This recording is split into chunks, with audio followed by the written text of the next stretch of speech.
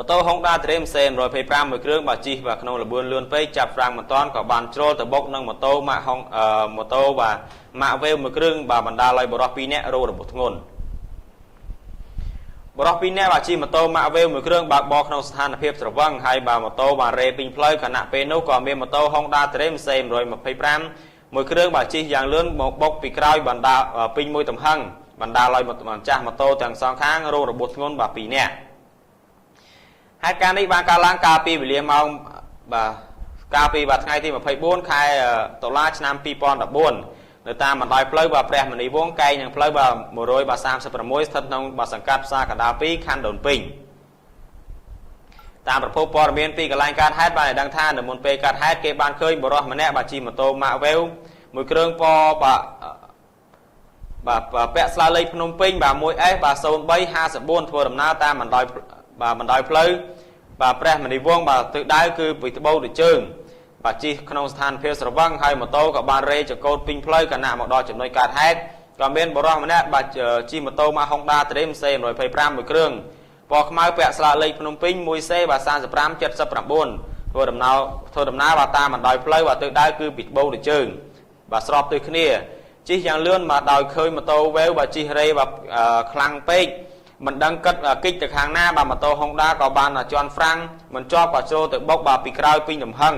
ធ្វើឲ្យម៉ូតូបាទដួលបាទកណ្ដាលផ្លូវចំណែកឯម្ចាស់ម៉ូតូទាំងពីររងរបួសធ្ងន់ត្រូវបានរថយន្តសមុយបាទដឹកយកទៅបញ្ជូនទៅសង្គ្រោះនៅឯមន្ទីរពេទ្យឯកជនក្រោយពេលកើតហេតុសមត្ថកិច្ចបានចុះទៅដល់កន្លែងកើតហេតុបាទធ្វើការវាស់វែងនិងយកម៉ូតូទាំងពីរគ្រឿងទៅរក្សាទុកនៅអធិការដ្ឋានខណ្ឌដូនពេញដើម្បីធ្វើការដោះស្រាយនៅពេលក្រោយបាទអរគុណបាទបងប្អូនបាទទស្សនិកជនបាទនេះគឺជាបាទករណីបាទគ្រោះថ្នាក់ចរាចរណ៍បាទគឺរវាងបាទម៉ូតូនិងម៉ូតូបណ្ដាលឲ្យបាទយុវជនបាទ2នាក់បាទគឺរងរបួសធ្ងន់ហើយក្នុងហេតុការណ៍នោះដែរគឺដោយសារតែថាយើងបន្តអ្នកក្រោយនឹងក៏វាមិនកើតបាទហើយអ្នកមុខនោះក៏ថាសម្បាបាទព្រោះថាគាត់សវឹងគាត់ជិះរេពេញតែផ្លូវបាទហើយដល់ពេលអញ្ចឹងអ្នកជិះមកពីក្រោយមិនដឹងគិតទៅខាងណាហើយណាមួយលបឿនលឿនផងណាបាទលោកតាបាទអញ្ចឹងមានតែជន់ហ្វ្រាំងហើយជន់ចំជាប់មានតែបុកបាទអញ្ចឹងគឺបណ្ដាលឲ្យបាទរងរបួសបាទធ្ងន់បាទទាំងសងខាងចំណែកឯម៉ូតូនោះគឺរងការខូចខាតដូចគ្នាបាទហើយជិះលម៉តែមួយគ្នាទៀតបាទបុកវិញអានេះចូលធ្វើម៉េចបើថាដោះស្រាយគ្នាហើយអាហ្នឹងនេះណាបាទយកទៅផ្ទះរៀងខ្លួនណាបាទដល់ពេលដោះស្រាយអញ្ចឹងមានសមាជិកយកទៅដាក់ទៅកន្លែងបាទមួយគ្នាឲ្យចាំដោះស្រាយពេលក្រោយស្គាល់គ្នាលើក្រោយជប់បុកគ្នាទៀតណាបាទហើយសូមបញ្ជាក់បងដែរថាម៉ូតូ Wave នោះមានពណ៌ខ្មៅហើយសម្រាប់មិញហ្នឹង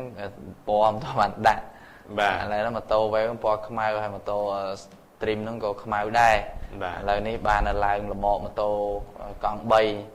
នឹងឡើងទៅខាងសមត្ថកិច្ចហើយសមត្ថកិច្ចក៏យកទៅដោះស្រាយហើយតែយើងឃើញហើយថាគ្រោះថ្នាក់ចរាចរណ៍សប្តាហ៍ថ្ងៃគឺកត្តាប្រឈមខ្ពស់ហ្នឹងគឺសវឹងបាទឲ្យគាត់សវឹងគឺចកូតម៉ូតូធម្មតាចកូតម៉ូតូដឹងតែធ្វើឲ្យកាច់បានហើយតែមិនមែនកាច់ដល់ថ្នាក់